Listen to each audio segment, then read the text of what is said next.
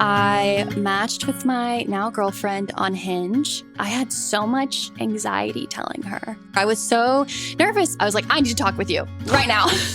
I was like, so I have cancer and I'm still figuring things out, but that's what's going on with me. And I just want to make sure you know what you're signing up for. And how did she respond?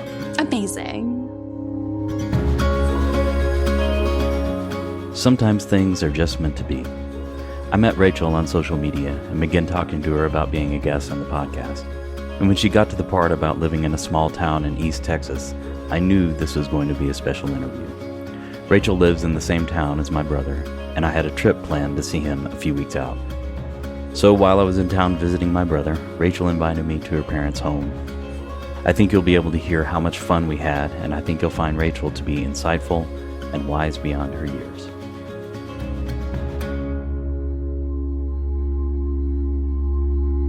This is Dying to Tell You.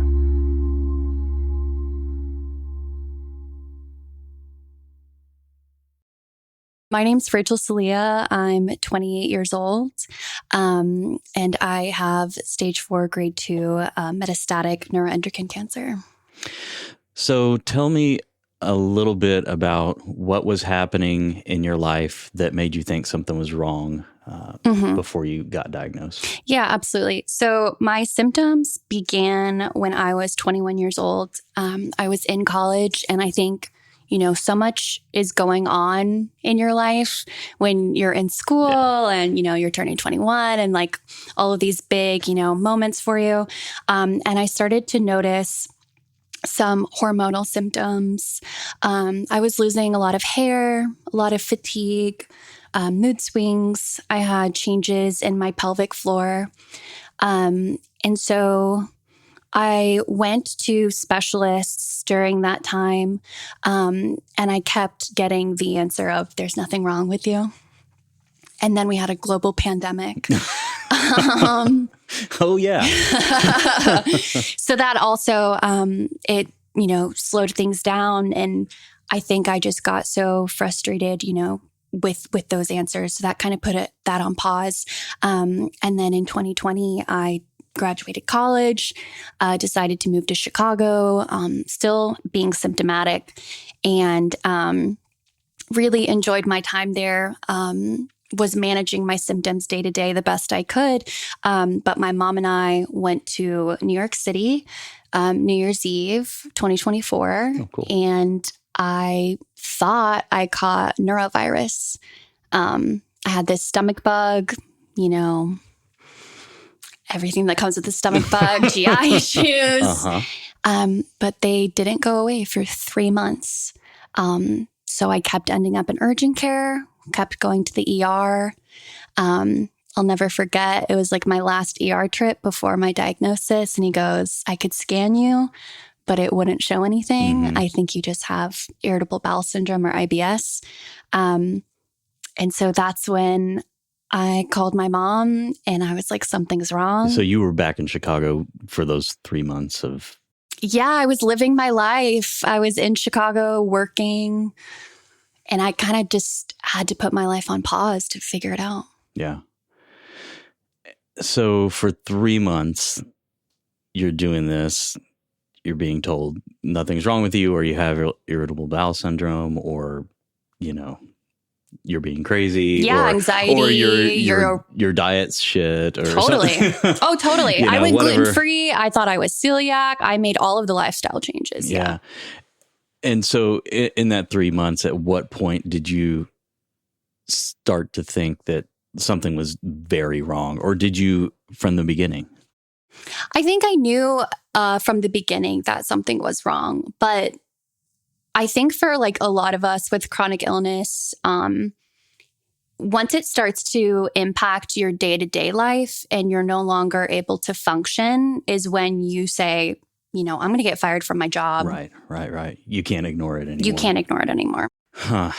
All right. So the guy says, I could scan you, but it won't show anything. And then you said, scan me anyway? Or no, I was scared because scans cost so much money and you have this medical professional telling you, that ER bill I'm still paying on. Sure. And I wasn't scanned. And so I call my mom and I'm just at a loss. And she says, I think you need to come home and we'll figure it out.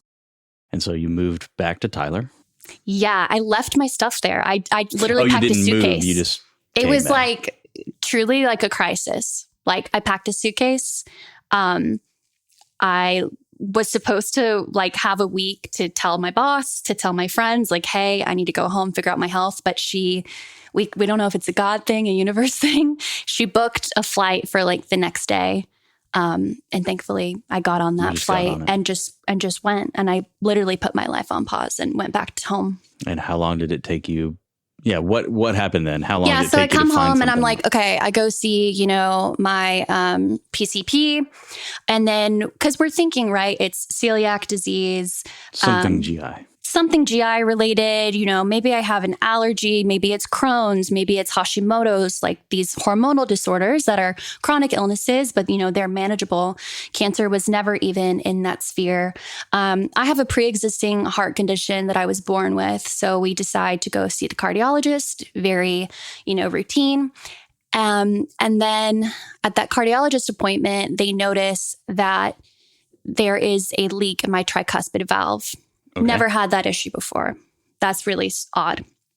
They're like, okay, there's nothing we can do about that right now, but let's scan you. Let's get you to a CT machine because, maybe we'll operate in the future. And that CT showed a carcinoid tumor. Okay. And where was the tumor? So the tumor was on my small intestine. And so for a period of time, like carcinoid tumors weren't always, they could be malignant or benign, but now science has changed where like all carcinoid tumors are malignant. Okay. So the oncologist confirmed that. And then there are also findings on my ovaries, but it wasn't later until I got a PET scan that it confirmed. Found out. Mm-hmm. So when you got the CT scan and they saw a thing. Yeah. Did you know then that it was cancer? Did they know then it was cancer? Do you remember that moment? Because it was found incidentally, I asked my cardiologist, I asked him, is this cancer? And he couldn't confirm whether it was or not. And I think, it wasn't in his scope of practice. So he, didn't want to be the one to deliver that. Of course. But I just remember feeling so happy they found something. I've heard some people tell me that in the past where like we've been trying to figure out what is going on. And in fact, one of the guys from earlier this year said that when he found out finally, because he had this tumor growing in his neck and he was like, he just kept talking about like nobody was able to get a good sample and they couldn't figure out what it was. And when he finally found out, he was like, oh, thank goodness, I know what this is now. At least now I know and I can do something about it. So same kind of thing. Oh yeah. Like I was terrified that they were going to call me and say that it was a fluke. Like the machine messed up. I wanted it to be something so badly. I was like trying to decide, like I was having these conversations like with my parents, like I can go back to Chicago, but that felt so like disheartening to go back with no answer. Yeah, right. Of course. With no answer. So then you get the answer. You a little bit relieved that you have cancer. Yes. Which is so strange. And then what? Like is it like, oh, I got to move back here and do this here, or what were you thinking? Yeah. Well, again, I think there's just that initial period is just a relief of diagnosis and a relief that you can finally start like researching things and have a name for things. So I developed something called carcinoid syndrome, and that explained all of my GI issues. So there were foods that I wasn't supposed to eat. I never knew that. Like there were changes that I could make now. So that was just such a relief. And like my stomach issues, finally, there was some relief to that. And then, luckily, my employer at the time, I was communicating with them and they allowed me to go remote. And I knew that I needed to move back to Texas to be with family, because I have a great community in Chicago, but, all of my friends are my age, like working professionals, and I really needed like caretaking. Yeah. So I moved my life back here to go through this with my family. Yeah. Was that hard? Oh, yeah. Yeah. Oh, yeah. You miss Chicago? Yeah, I cried thinking about it. I was in Chicago this past weekend for my dear friends. Yeah. So hard because I think, like I'm like small town Texas and I did it. I made it to the city. And that's like one of the big losses I feel like cancer has taken away from me. But, it's always there. You have to reframe your life after getting diagnosed. Yeah. Talk about that. How did you reframe? Well, there's a great, she passed away recently. I believe her name is Natasha Allen. She also was a TikToker with synovial sarcoma. And she talked about reframing like your goals and reframing the things that you wanted to accomplish, because it still is possible with cancer. So like one of mine is I've always wanted to live in New York City. And then when I got diagnosed, I was like, well, I'm never going to be able to do that. I'm never going to be able to like be a New Yorker. But like my partner has really helped me with that too. It's like, maybe we'll go do a sublease. Maybe we'll go do an Airbnb for 3 months. And I can still experience things just on a different timeline. Yeah. You look like a New Yorker. Thank you. Yeah. I could totally see it. I could see it. Thank you. I'll take that.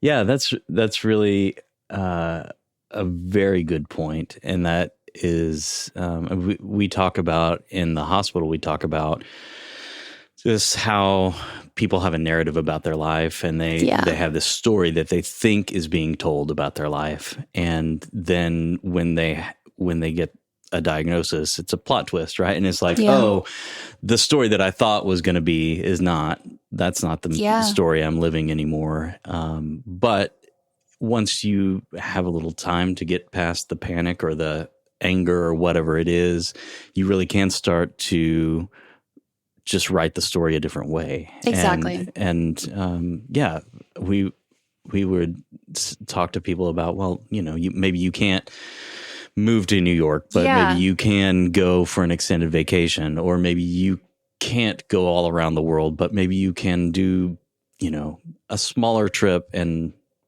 eat food from around the world, just like different things different ways of doing similar things. That's really cool.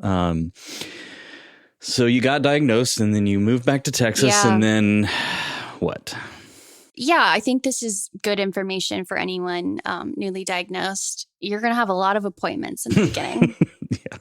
It's a lot of appointments. So for people like that are female assigned at birth, you're probably going to go see a fertility specialist. That is like a hard part of my journey because I did lose both my ovaries to cancer and I wasn't able to retrieve my eggs. Oh, okay. And another good point to make is that it's so expensive to do so. Yeah. It's not accessible at all. Right. It's not, and it's not something that's covered by insurance, I'm sure. Yeah, exactly. And so I wasn't able to do that. And I think, it's hard going into fertility appointments being a young person diagnosed with cancer because I hadn't met my partner yet. I was single. And so you're like living with your parents, single. And I didn't have like kids on my radar at all. I wasn't in that phase of life. And so most of the people that are going to these appointments are, couples. Married couples. Couples. Yeah. People that are, at that point in life that they're ready to try to have a baby. So that was really hard to navigate. And then you do Luckily, insurance covered genetic testing. So I have no genetic disposition to this cancer or any cancer, which is a blessing. And yeah, just a lot of appointments. I started treatment. It's called lanreotide. It is a hormone blocker that I get once a month to stop the secretion of tumors. And then, you're getting well acquainted with your oncology center. Yeah, yeah. And did you have surgery on this tumor? What was all the treatments? Yeah. So with neuroendocrine cancer, it's a very rare and slow growing cancer. And like I said, it can release hormones into the system. So when you have surgery causes hormones to be released. So it's really hard to navigate when is the right time to have surgery. But basically, my doctor decided, it was time for me because it had affected my heart. So yeah, I had surgery March 31st of 2025. So it was a while. I got diagnosed May 21st, 2024. So it was a while until I had surgery. Yeah, almost a year. Mm-hmm. And then so you had surgery, and now what? This is September of 2025, so you're a few months removed from surgery. You look good. Thank you. Like a New Yorker. Like, how are you feeling? What's going on? Yeah. So neuroendocrine cancer is not curable, but it's manageable and treatable. So right now I am going to be on treatment until December. And then I'm going to have a PET scan. And in the cancer world, it's called surveillance. So we know it is going to come back. We just don't know when. So I will be getting scanned twice a year. And just in that awful waiting period. And also, just monitoring it. But also, I'm excited to not have to go to the oncology center every month. Yeah, for a while. So surveillance and kind of watching it. Yeah. And during this time, you're living your life? Yeah, that's the hardest part. I think, I'm very thankful to have, again, it's a slow growing cancer. I have a prognosis of like 15 to 20 years. Most people, when they think about cancer, it is, sudden and aggressive. But this is a different type of cancer. But it's been so hard to navigate because I just keep expecting to die, but I haven't died yet. And I think a lot of cancer patients can relate. Like, there's still a lot of life to live. There's still time left. And it's like navigating, how and what space do you live in every day? Time goes by. It's just a measurement refined to help us decide what mattered most inside. But you are different. You're always in my head. I thought time grows as distant, but you get closer as time goes and starts again. You said you keep expecting to die, and that's a, I don't know, that's a weird phrase to hear. Yeah. What do you mean? I think just getting a cancer diagnosis, again, it's so terrifying. And then, I had issues like with my heart as well. And then you go into surgery and you're like, am I going to make it out of surgery? And there's like a lot of people are, diagnosed with PTSD. I'm someone that struggles with anxiety. And so your body goes into this fight or flight. And you keep expecting like for the ball to drop, but but it's not. Yeah, that's interesting. I had somebody on. His name's Joe, and he's a young person, not quite as young as you, but young, and has incurable cancer. And he said kind of a similar thing, like he knows it's going to come back at some point. He knows things are going to get worse, and just like trying to live his life and trying to balance out this, do I sell everything and move to Mexico, or do I keep my job and live my life like, a normal person? Exactly. Yeah. How do you, your prognosis is longer than his, but how do you manage that? I think I'm still learning that, like I'm still in therapy for that. There are still things like professionally that I want to accomplish. And then life keeps going and everyone else around you is not in the same boat. Yeah. And I I had all these bad habits. Like you can do like overeating. I was doing overspending. Like you can, whatever it is for people. And now I'm like, oh, like I just racked up a bill that I still have to pay for. You're going to pay for it, right? Yeah. So because you're not dying right I'm now. Not right now. I think that's what the whole last year taught me, is I'm still living in reality, and I still want to have, some day-to-day normalcy. I'm not ready to, sell it all and go off. Yeah. Yeah. I'm like a normal, a non-cancer person, me, I expect to live 75 or 80, depending on how my life goes. But if I get to, 55 or 60, I'm still not going to like just blow all my money and, that's right? the thing. Exactly. And I think for people, I don't know how to say it. Like, it's not like the movies, It's not like the movies. You still have to do chores. You still got to load the dishwasher. Still have to like scoop my cat's litter box. Like, not every day is going to be like this nuanced discovery. I'm sorry. Yeah, right. You can't be doing a bucket list, no. When you got another 20 years to live. Exactly. Yeah, but has it changed? How has it changed the way you live? I guess I'm assuming it has in some ways. So how has it changed how you live? So you're not blowing all your money. You're not traveling around the world. You're still working a job. Mm-hmm. But how has it changed your life? Yeah. Other than going to a lot of doctor's appointments. Right. Exactly.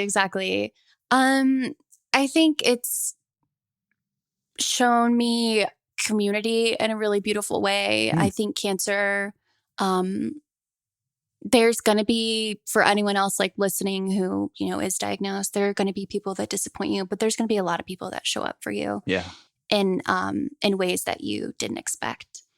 There are people that I have reconnected with in my life. I didn't know my partner, and now, she's come into my life. Like there's still so much opportunity and surprise. And just, again, people can really be there for you and show up for you.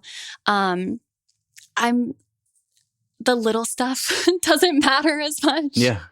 I'm letting things go in a different way, and then just being reminded of the things that matter to me. Like art is really important to me. Working with kids is really important to me. So in my free time, that's what I want to be doing. And it's such a cliche. I've really connected with nature. Really? Yeah. Say more.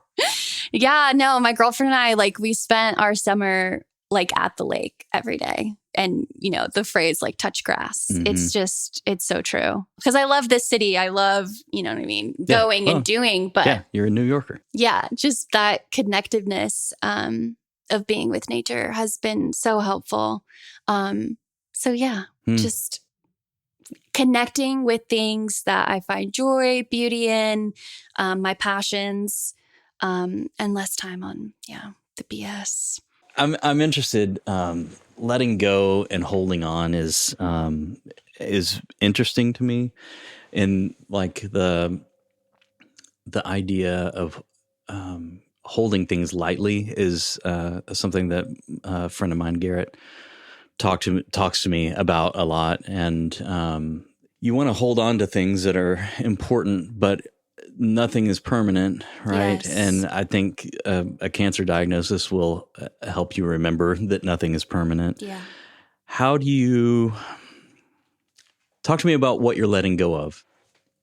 Again, I think you're going to be disappointed if people don't show up for you. Mhm. And just like relationships in general in life, I think like I was a person that was, really, bitter if people weren't there for me the way that I needed them to be. Or, just like holding on to relationships, friendships that weren't, productive for me, but I was just, staying in them. And it's like, you've got to just make space for the good, make space for the people that are showing up. I think people struggle with mortality. They struggle with cancer patients because you have to look inwards. And I think a lot of people, have some experience with cancer. It's absolutely Totally. emotional. But I kind of agree. It is sometimes a cop-out because I think like with Americans too, I think we need to be more comfortable with death, more comfortable with illness and like disability. Sure. Be more comfortable with people with disability. And when you're a cancer patient, like you kind of feel that like, oh, now I'm like my diagnosis first. That's how people are viewing me. And people don't tend to ask you like, what's your favorite TV show? What's your favorite song? What's your favorite movie? How are you doing with your cancer? Yeah. Yeah, exactly. Mhm. It's like you want to have conversations that aren't just about your health. Like, of course you want people to ask about your health. Of course you want people to be, involved in that. But not to be so fearful of starting up a friendship or a relationship with someone that is going through illness. Sure. Yeah. Because they're still themselves. Yeah, that's true. Yeah, you're still you. You're still the same Rachel you were before. Even though things have changed, you're still inside the same person. What is your favorite TV show? Oh my gosh. RuPaul's Drag Race. Survivor, Jeff Probst, please. If you see this, I love you. I haven't watched Survivor in years and years, and I was at my parents' house a couple nights ago, and they were like, "Survivor's starting, we got to watch." Yes! And so I watched the first, and I'm kind of hooked. I kind of want to watch again. About okay, it. Let's do a Survivor podcast. Yeah, I love it. I love it. I really appreciate that. And you're talking about kind of letting people off the hook. I appreciate that. And also for people who are listening, it's okay. Like it's okay to talk to somebody who has cancer. I say that I have said that in the past. I don't say it a lot, but I have said that in the past. You're still you, and you have the full breadth of human emotion available to you. And pity is not welcome most of the time. And there's plenty of cancer talk in your life, right? Yes. And like when somebody shows up, this is what I say is like, when you show up, bring joy with you, bring something normal. Yeah, an anecdote, whatever. And talk about yourself too. I think people are afraid, like you can still be in relationship with people that are ill. Like, of course, read the room. Right. But yeah, I still want to hear about your life. Still want to hear like what any other friend would want to hear. And then I think a lot of people, when wondering like to navigate friendships and relationships with cancer, a lot of people ask like, what can I do for you? Yeah. And my call to action would be exactly that. I would say just do. Yeah. And the person that you should ask is like their significant other, their parent, their caretaker, like, hey, is this okay? Yeah. Hey, what are the details? Where can I meet you? Or, would this cross a boundary? Would this help? Go to that number 2 person, not the patient. That's good information. Yeah. Yeah. I often say, don't say what can, let me know if I can do anything for you. That puts something else on them. Like they got to now make a list of things that people can do. But, I've often said, just go mow their yard, offer to pick up food, tell them you're going to pick up food and just ask them what they want, like that sort of thing. Rather than putting it on them to like give you a task. Right. It's like the last thing you need is another task. And again, if you're afraid of rubbing someone the wrong way or again, getting information, I say go to that number 2 person and they'll be happy to give it to you. Along the same lines, I'm wondering if you found this to be true. A lot of patients have told me in the past that when somebody shows up, you feel like you have to take care of them. Oh, totally. Yeah. Tell me more about that. Yeah, absolutely. I think I've struggled with that, like in some of my like family relationships where, you're in the hospital and, someone's visiting you, but you kind of go into that like performer mode. Like you go into, I'm on and I have to entertain the whole room. And I think that's the best way that you can show up for someone physically, like in the hospital. It's like what my partner does. It's like, there is no expectation. Like I can be quiet with you, I will be there for you. But yeah, it's not having to like, again, entertain, work the room. And some people have, again, some of those like family relationships I had, it was like, well, you tell me when I can come see you. And you tell me again, like all this hospital information and can you make sure blah, blah, blah, blah, blah. And it's like, I can't be that person for you right now. Right. I'm sick. Yeah.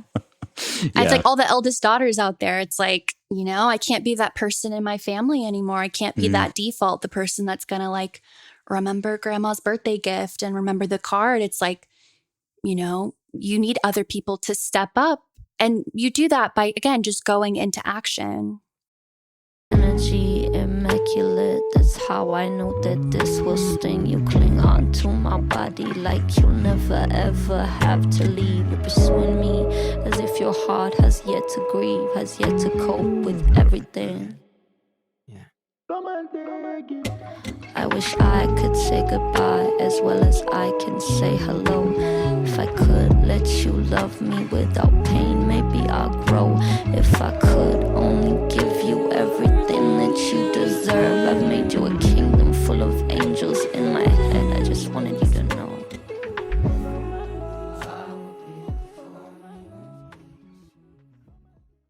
I can imagine wanting to find somebody to have relationship with would be really difficult knowing that you have cancer and like the nerve-wracking moment of telling somebody. How do you figure out when is the right moment to tell somebody? Totally. So tell me about meeting your partner. Yeah. So to give some backstory, I grew up in like evangelical Christianity.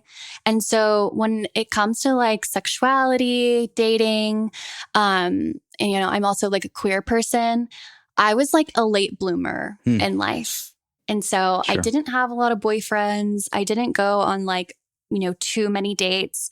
When I moved to Chicago, it was like this beautiful like exploration of queerness and dating. But I already felt like before diagnosis that I was like behind. Like, all my peers have like dated, so much more than me and like they know themselves so much better than I do. And then here I am at 26 and I get a cancer diagnosis. And I think also in talking about in terms of like disability and identity, suddenly you're like, oh my gosh, like, am I ever going to fall in love? Am I ever going to be in a relationship?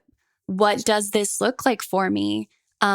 Because like our society says so many, terrible things, so many ableist things, like you're a burden, like, they're going to be your caretaker, like all of these things.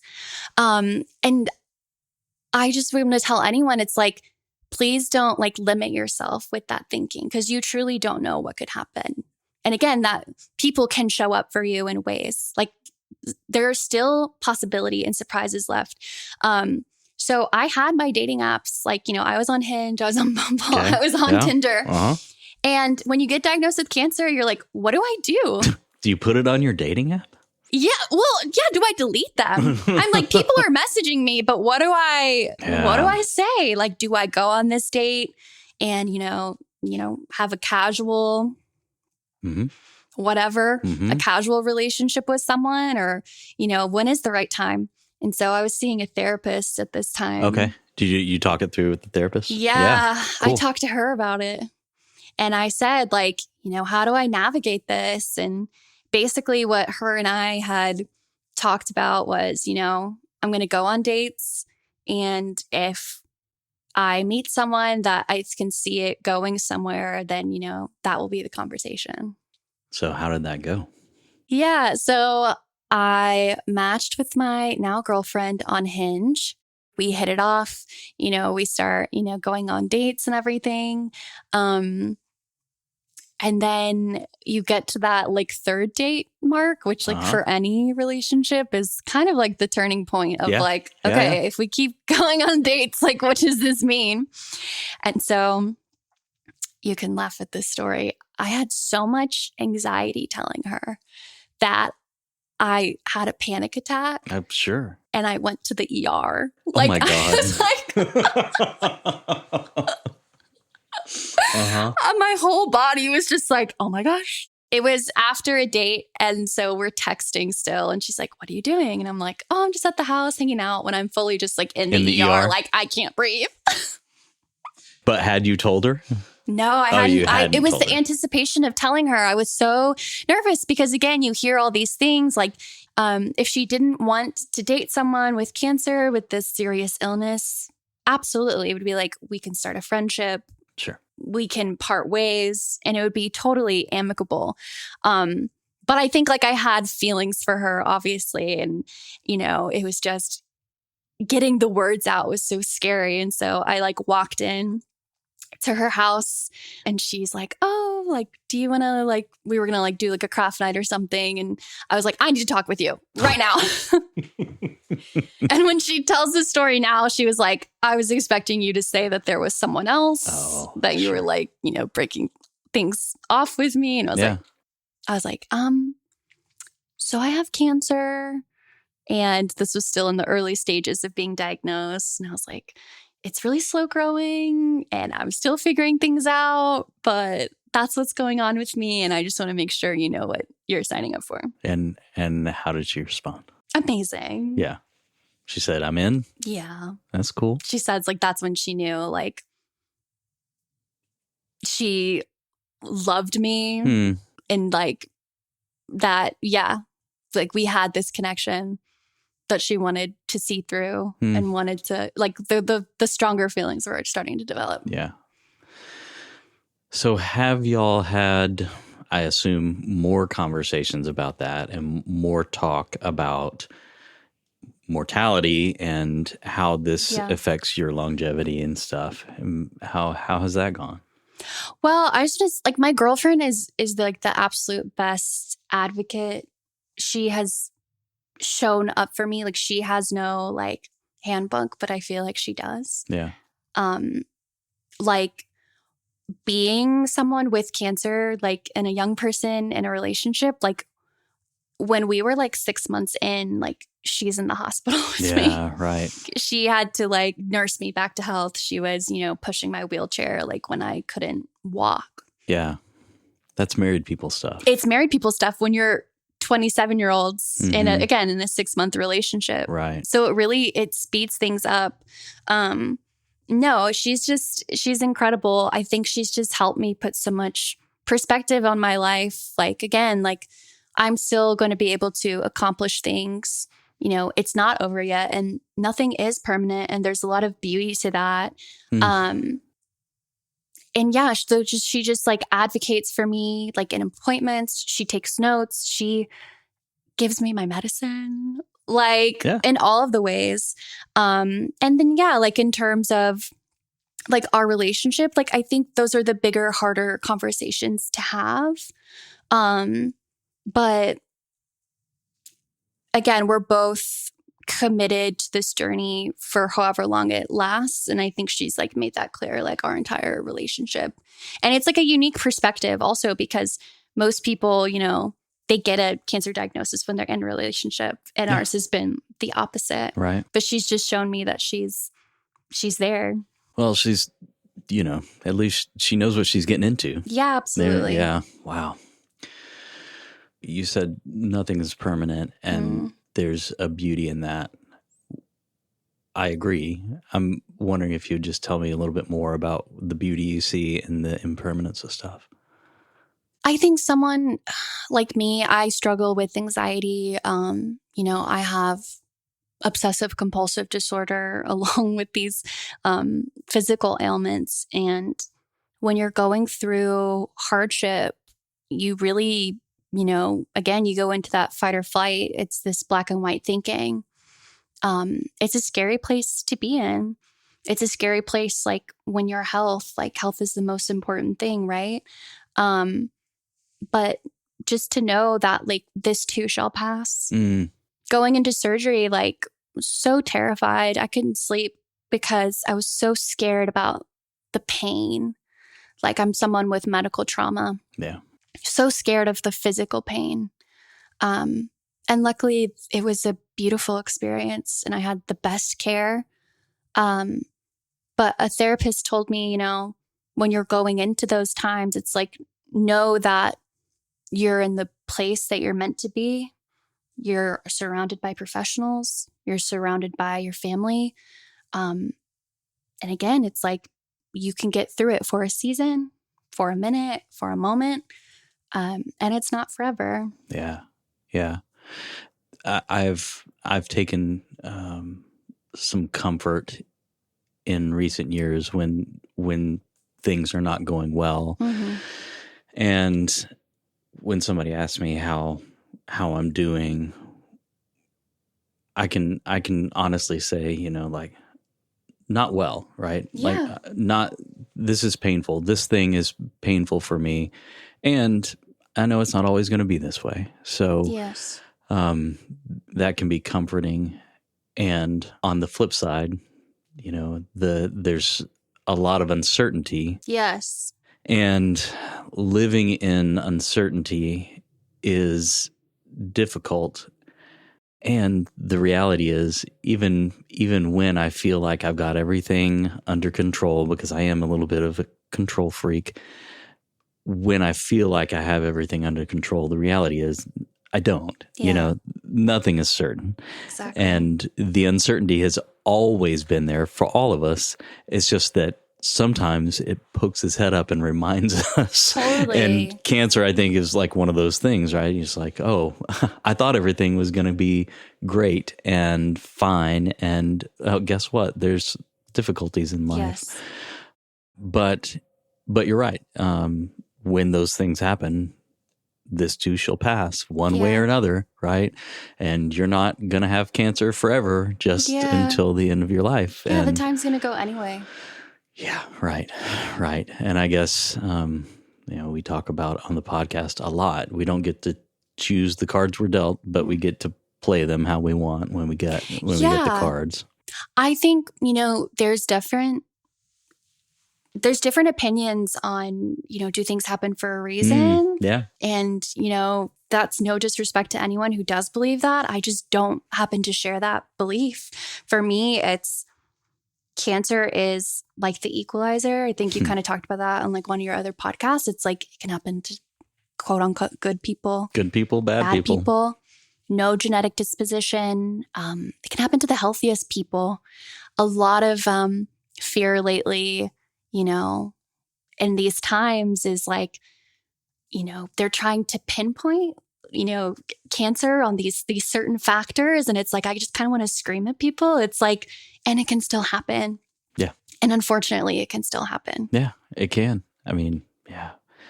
A dear coworker of mine was just diagnosed, and it tears me up. And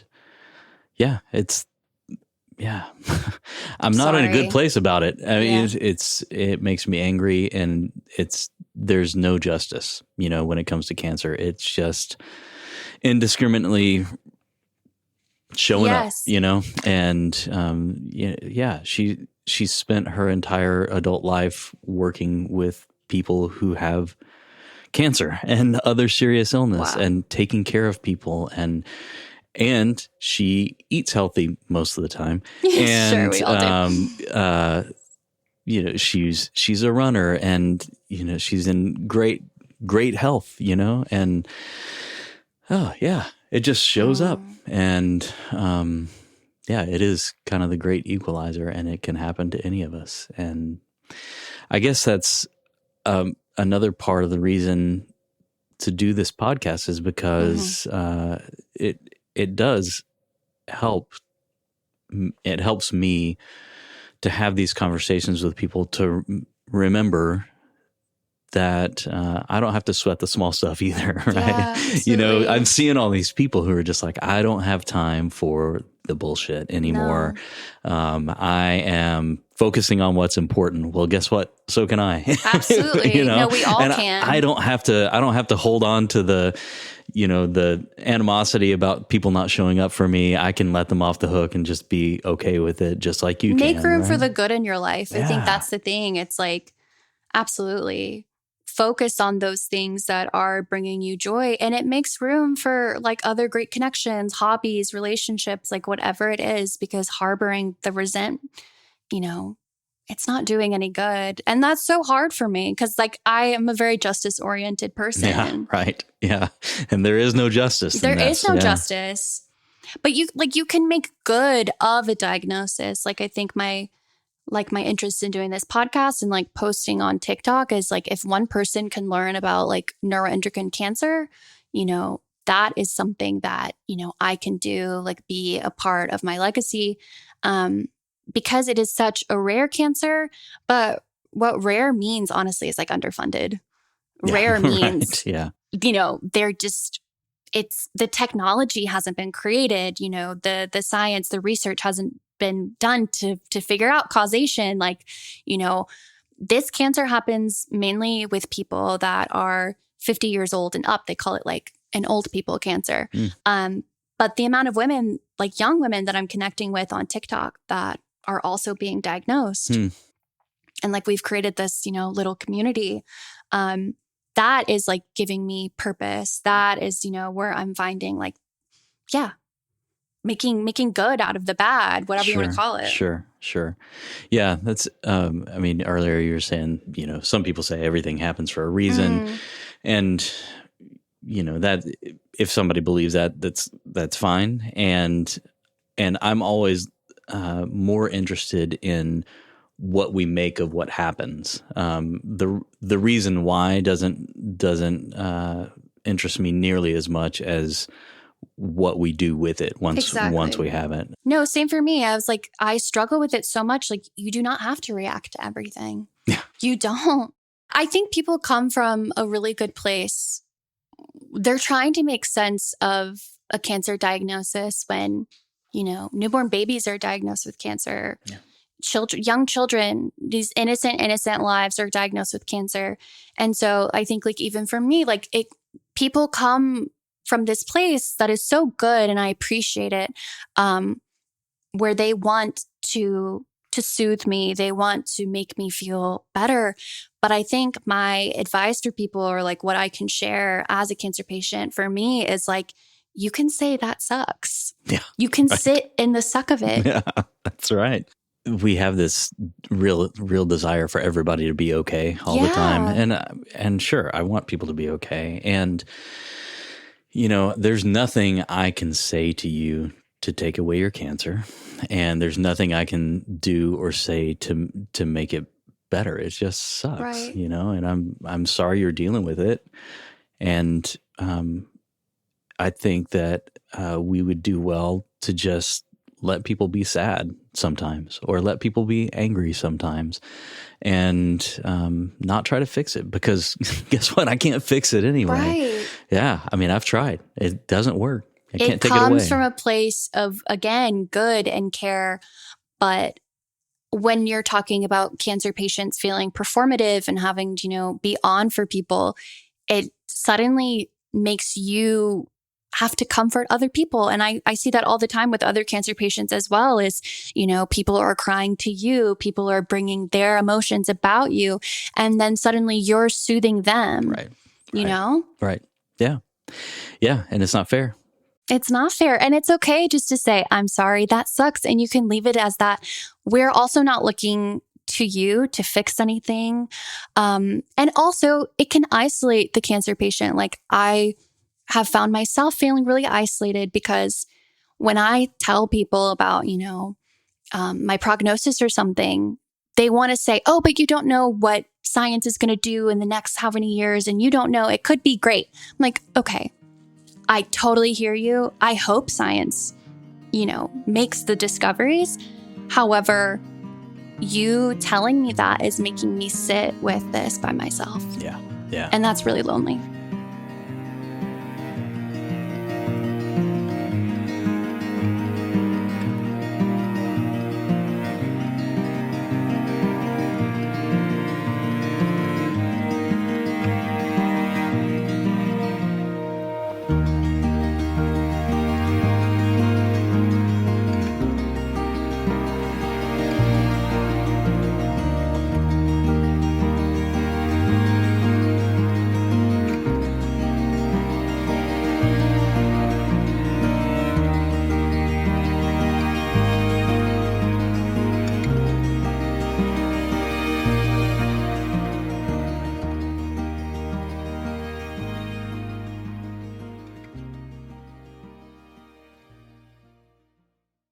It's already lonely, and then not allowing you to have your emotions the way you want to have them is, that's even more isolating, like Totally. you said. So, yeah. It can be hard with people with, like you have different family members. I've noted about this like on TikTok, people with different like religious views. Again, it's coming with the best intentions. And I think as a cancer patient, like just make your boundaries very clear with people. Like, mine are, please absolutely pray for me. You can absolutely, think of me. You can, of course, like if you want to tell your church to pray for me, of course, like I'm so like appreciative of that you're putting that thought towards me. However, if you're talking about me and my personhood and the afterlife, or again, like speaking upon what you think my journey is going to be, I'd rather you not share that with me. Because again, I'm having to comfort you, and you're kind of making it about you almost in a way, when I think it's the time to listen to the patient, what their needs are. Totally. Always be asking yourself, is what I'm doing, is what I'm saying, is what I'm about to do for me or for them? Because a lot of what we do under the guise of caring for you is really, it's just like, I'm going to tell you to feel better, but it's because I don't want to be sad, right? Yes. I don't want to. And we all need to be more comfortable with that, right? And I don't want to feel out of control, and I don't want to feel in danger. And when I do stuff to like make you be okay, it's really about me. Yes, and that's really hard. I mean, it's hard to suss out a lot of times unless you're really paying attention to your own motivations. And even then, it's sometimes hard to kind of figure out. Absolutely. I just think, as a cancer patient, like, again, don't be afraid to have those boundaries with people and just tell them, like, I want to be in relationship with you.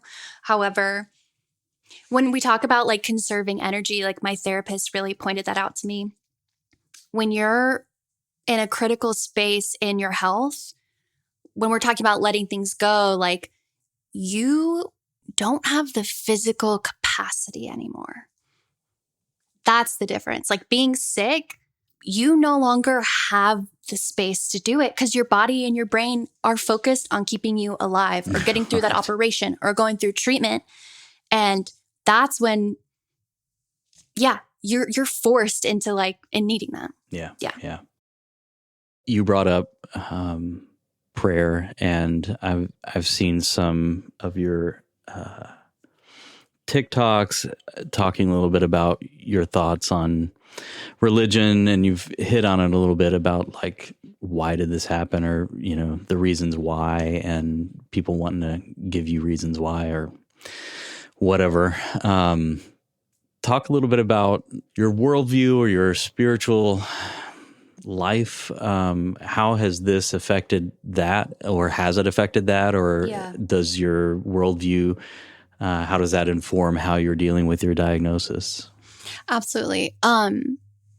So yeah, I mean, again, I grew up in the evangelical church in Texas, like in the Bible Belt, and my deconstruction that, a lot of people say, started happening when I was in college. And that was pre-diagnosis. I really started to form, my world opinions and really, as I was like getting my degree, like thinking for myself, like figuring out what do I believe. And so when navigating this diagnosis and with navigating cancer, I mean, I have a lot of like, I like miss religion a lot in a sense. How so? Religion has like so many wonderful benefits that like I still hold dear to my heart, like, community and prayer and, this comfort that again, at the end of the day, it'll be okay. And so for me, I still don't identify with religion, but I have like belief in people. Like my doctor who found my cancer, I mean, has checked in on me like so many times, has, truly just been such a positive, wonderful person.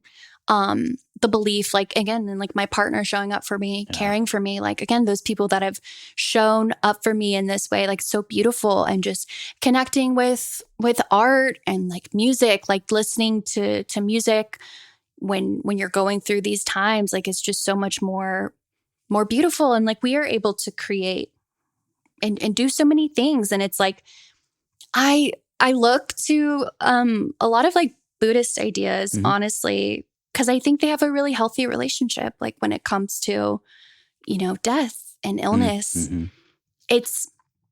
I don't want to be afraid of it. Yeah. I think it's a natural part of life.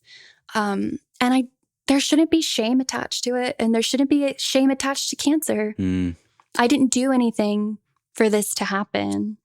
And I'm not going to be fearful of the next steps because it's a part of life. Yeah. What you're saying about your belief in people made me think of the kind of Christianity, or what I think of as like the best iteration of Christianity, is that idea that as Christians, they are, or we are, I don't even know if I would qualify anymore, but we are the hands and feet. I think Mother Teresa said something like, I kept praying that God would feed the poor, and then realized that it had to be me, right? Yes. Like, and that exactly, that kind of Christianity, I really still value a lot. The kind of Christianity that is just says the reason we show up for, or God is good to me, and so I can show up for other people, or be God to other people, or be Jesus to other people. That I think is still valuable, and I think you can believe in people in that way. I think that's really beautiful. Buddhist ideas about death and dying. Tell me, are you afraid? I think I grew up again in a very I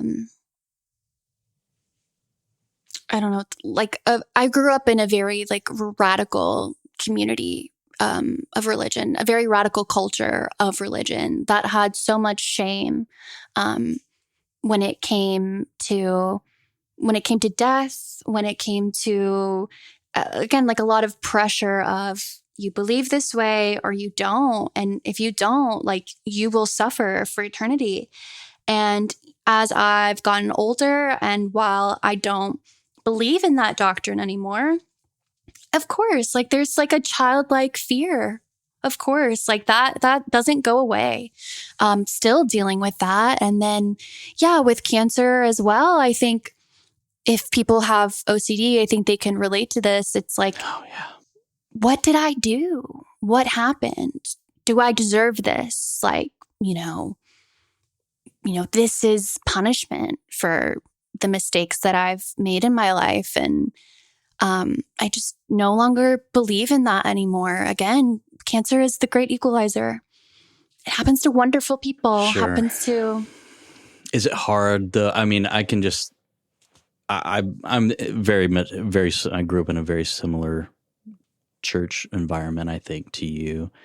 And I also don't believe that people did something to deserve cancer, or that God is doing this to you for some, or allowing it to happen for some reason. I don't believe that. Of course, there are people that do, but even though in my mind I don't believe it, I think it would be hard not to, just like in the back of your mind, or like when you wake up in the middle of the night and you're there alone with your thoughts, it would be hard not to let some of that creep in. Do you still find that? Like, Yeah, yeah, absolutely.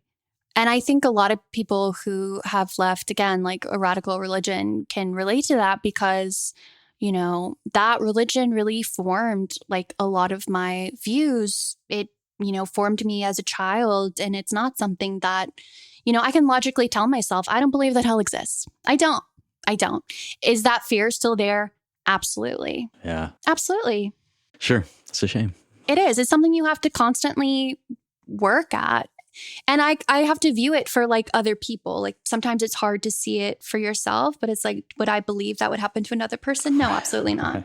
Right. So can I be kind to myself? Yes, Yeah. I'll be kinder to myself, and I don't deserve that same fate either. Yeah, right. Yeah.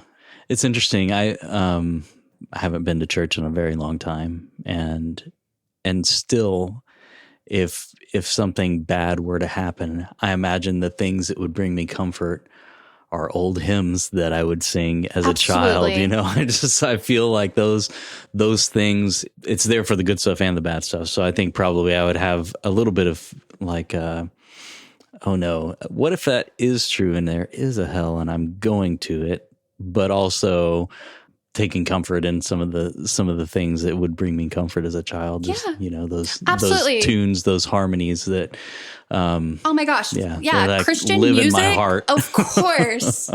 I will still, I mean, some of this stuff today, like they've got some bops, bangers that I still, like I can see on my Spotify. Do I believe in the doctrine at all? No. Yeah. No. Yeah. I love a good electric guitar. I love a good melody. I grew up in an all a cappella church, so Church of Christ. Yeah. So like all the 4-part harmonies and stuff just like live in my heart. So I It's still, the best. So good. All right. I've got a couple of like ending questions so we can wrap up, but anything that we haven't talked about that you really wanted to hit? Yes. Do it. Again, please, September 30th is Rare Cancer Day. Look up neuroendocrine cancer. Put it on people's radars. Educate yourself about it. It is so incredibly difficult to be someone that is not believed in the medical system.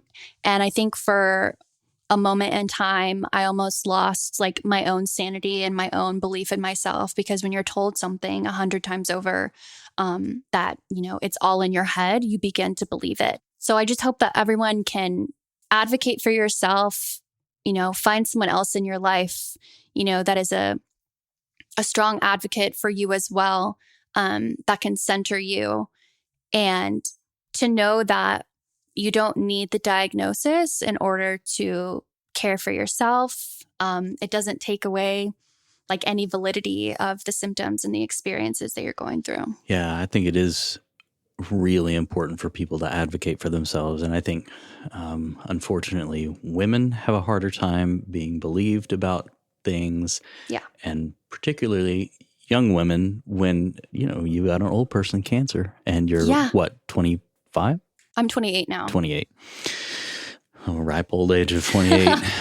But yeah, you got an old person cancer and you're 28, and it took a lot of advocacy for yourself and being denied over and over again before you were able to get your diagnosis. And you know, I understand why it was a relief, but it shouldn't be a relief.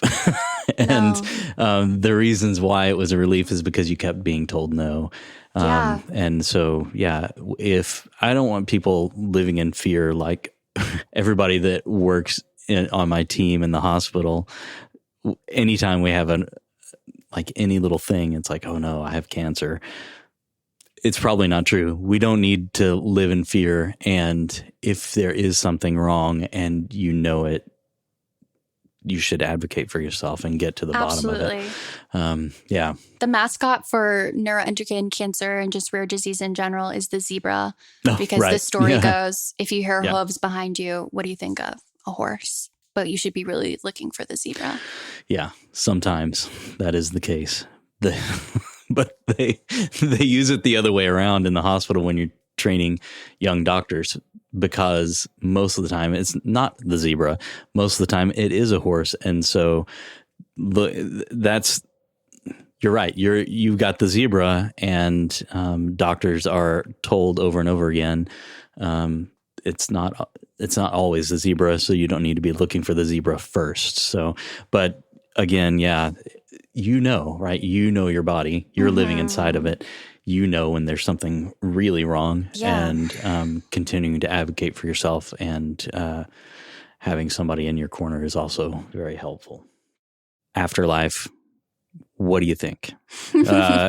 You're done. We unplug the TV. It's over and out. Okay. Or some kind of living on, some kind of afterlife or energy, or what do you got? What do you think? I think we're energy.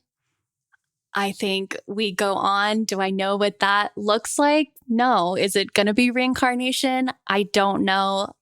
I think it's going to be... What are you hoping for? I'd be fine being reincarnated into a butterfly or something. Okay. Or honestly, if we're laid to rest, I'm okay with that as well. I really am. But I know it's a good place. Yeah. I like the metaphor of when you're a kid and you're asleep on the couch and someone comes and picks you up and takes you to bed. I like that. Yeah. I don't think it's something to be scared of. The fear is absolutely there.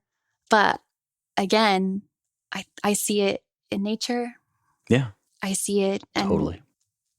I think it's good. Yeah.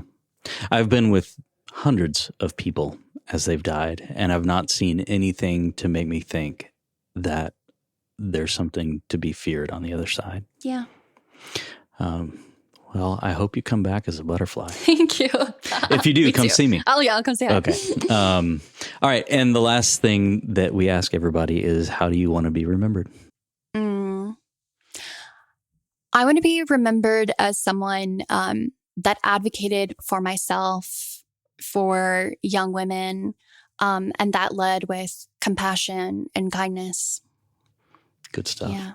Again, if just one person can listen to this and just learn about neuroendocrine cancer, and just have that knowledge, that knowing, can share it with someone else, I would be grateful for that. Yeah. The way that you're dealing with this, the way that you're living with it, I think is admirable. And the way that you are trying to make something good out of this, playing these cards in that way, I think is important. And thank you for doing it.